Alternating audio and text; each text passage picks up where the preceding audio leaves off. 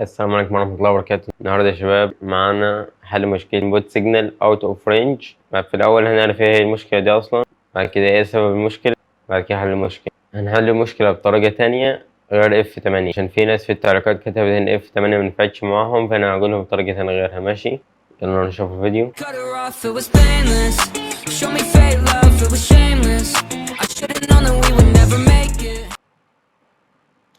هي دي المشكلة اللي بتيجي يا شباب. تمام، سبب المشكلة يا شباب إن إحنا بنيجي هنا بنخلي الجودة أعلى من حجم الشاشة. يعني الشاشة اللي عندنا دي الحجم بتاعها الطبيعي 1280 في 1024، وأنا كده حددتها على 1920 في 1080. أنا كده عطيت الشاشة اللي عندي أكبر من حجمها، فبالتالي بتجيب المشكلة. تمام، فإحنا لو دوسنا هنا هتجيب المشكلة دي. تمام، ممكن سبب تاني برضه تكون إن أنت عندك شاشتين، شاشة 1280 في 1024 وأنت ركبت شاشة 1920 في 1080 وبدلت الشاشة من غير ما تغير الجودة، هتجيلك المشكلة دي برضه. تمام، يلا نشوف الحل. أول حاجة يا شباب أنا هجيب المشكلة قدامكم وأحلها معاكم. تمام، نجيب المشكلة هنا كده. المشكلة كده أنا حددت على 1920 في 1080. كده المشكلة سيبت على الكمبيوتر، لان لو طفيته وفتحته تاني هتفضل المشكلة زي ما هي، متحتاج تتحل. انا كده تمام، ندوس على فتح الكمبيوتر نشوف المشكلة هتيجي ولا لا.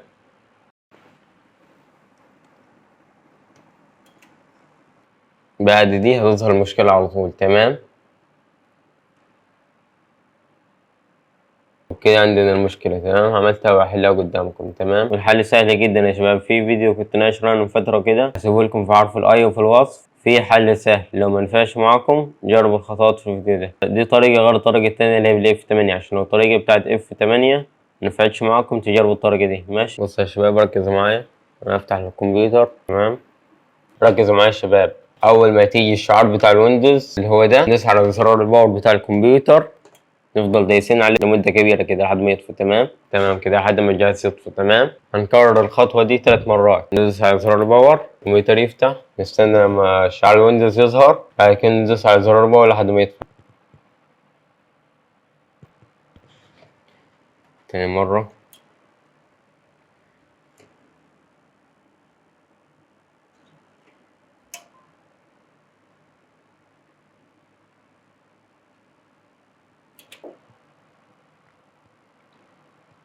كده يا شباب تمام، كده احنا عملنا الخطوات صح، ودخلنا على advanced options اللي هي بتيجي من بعد ما تدوس F8. هي تدخلنا عليها كده من غير ما ندوس F8. تمام،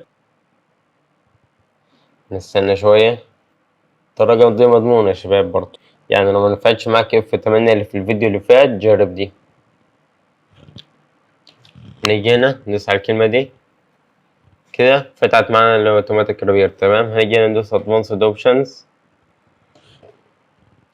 trouble shoot advanced options start up setting، هندوس هنا restart. تمام، نستنى لما الكمبيوتر يفتح. أنا عملت المشكلة قدامكم وحليتها قدامكم. تمام، فانتوا تابعوا الخطوات، انا ما عملتش حاجة من وراكم ولا قصيت حاجة في المونتاج. تمام، تابعوا الخطوات بالظبط وهتحل معاكم ان شاء الله. اهي فتحت لنا الستارت اب سيتنج. هنا نختار تالت واحدة دي enable low resolution video، هندوس على 3 في الكيبورد.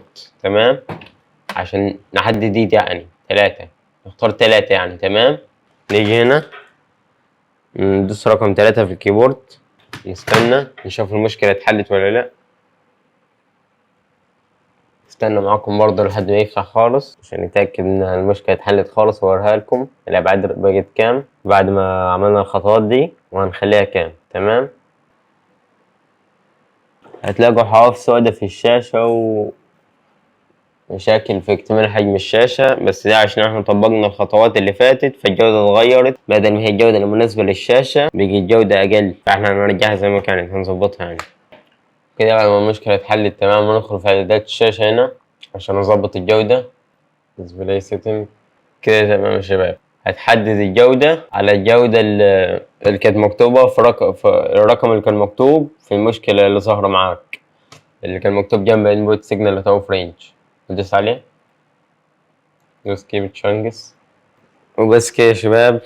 هو ده حل المشكلة كده يا شباب. دي كانت نهاية الفيديو. ياريت لو عجبكم متنسوش تشتركوا في القناة وتفعلوا زر الجرس عشان يوصلكم كل جديد. ان شاء الله في الفيديو اللي جاي هعمل حل لنفس المشكلة برضه، انبوت سيجنال اوت اوف رينج بس بطريقة تانية. يلا سلام.